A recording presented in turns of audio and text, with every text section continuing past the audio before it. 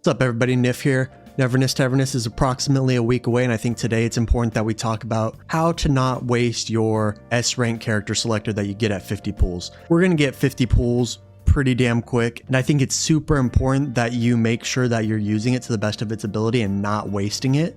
So we're going to talk about what every S rank character does and who you should prioritize in my opinion. So if we take a look at the characters that we're going to have on day one on our standard banner, we've got Haether, the winged angel lady. We've got Sakiri, the little goblin. We've got Daffodil, the suave butler chick. We've got Ji-Wan, the mommy. Bai Cheng, our only real dude option. And Fadia, our local like dominatrix chick. Now, of those 6 options, I'd always recommend picking your favorite. But before you do that, I would highly recommend waiting until you hit your first S-rank pity on the standard banner. The 50 initial pulls to unlock the S-rank selector that we're doing are going to be counting towards your pity on the standard banner. So make sure you're not thinking of it as its own like separate thing.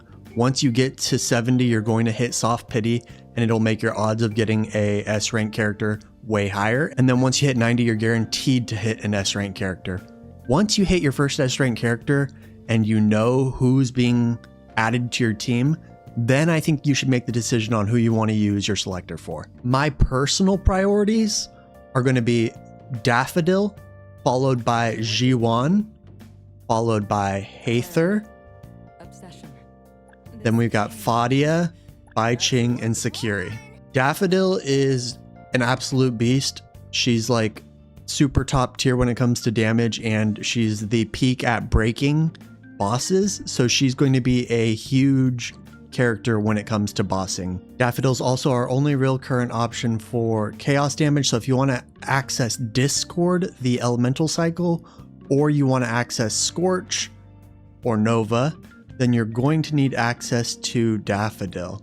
If we look in here, oh wow, looks like we don't really have a whole lot of chaos damage options. She's a beast in her own right, not just because of her element. Then Ji-Wan for me, she's cool, she's anima. I'm going to be pulling for Nonali, so anima might not be the greatest priority for me, but I think that she's a cool character. She does damage, she heals, and she's one of the solid range options that we have. She's like a hybrid character. She could be used, I think, in a few different like team comps. We're going to need multiple teams in the end game, so having more than one anima user aside from Nonali will probably be pretty useful.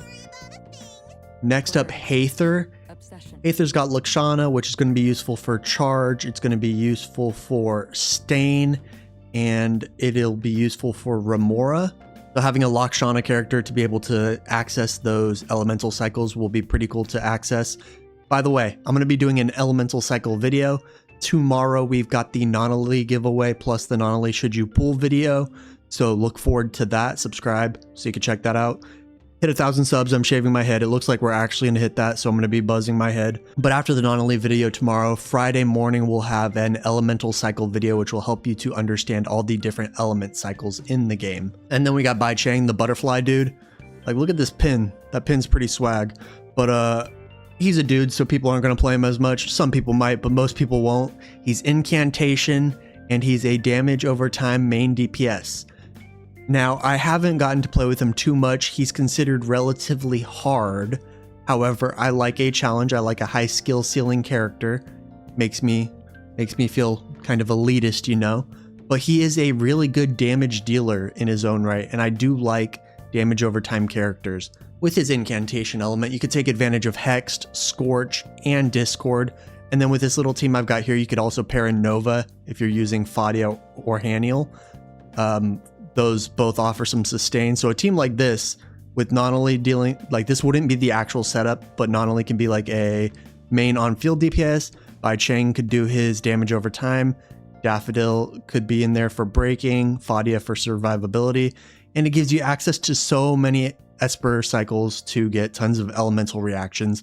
Could be super beast, but that's just a little bit of theory crafting. Haven't actually played around with this team yet. Sakiri is probably the lowest on the quote unquote like mental tier list that I've got going on for who I would recommend pulling and not wasting your character selector. Sakiri is primarily like a buff character. She's not going to carry your team on her own, but I do have a little bit of a free-to-play team that I think will work. So in tomorrow's video, I talk a little bit about this team with Nonali. However, I have Adler in place of Sakiri.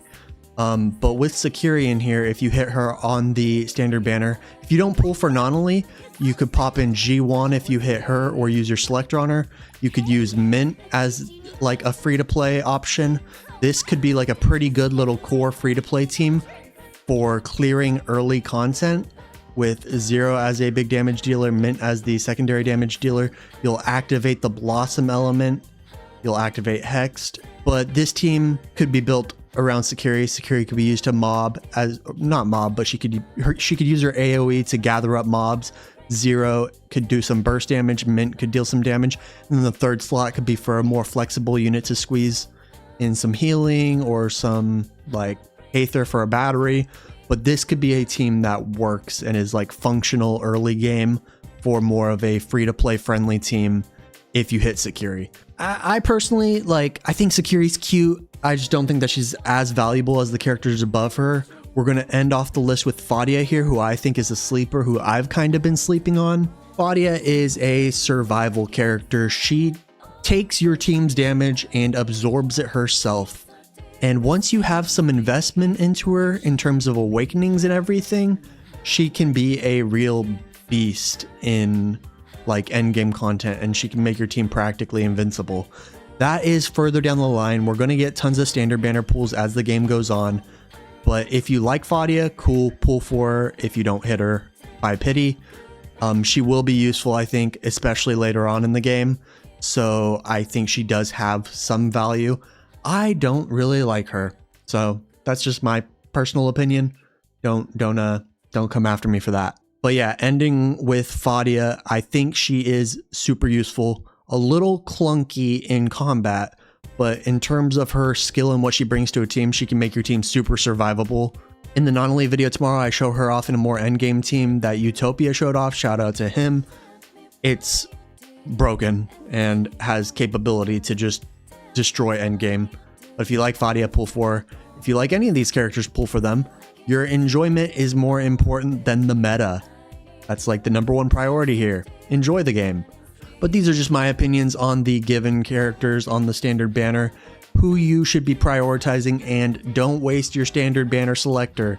Use it once you've already hit a standard banner character. Getting an extra like constellation for a character is great and all, but unlocking more characters and having more options on your roster, in my opinion, is far more important. So don't go wasting that selector. Thank you so much for watching. These are my opinions on these characters and who I'll be prioritizing. Let me know down in the comments below who you will be prioritizing, and I will see you guys in my next video. Peace.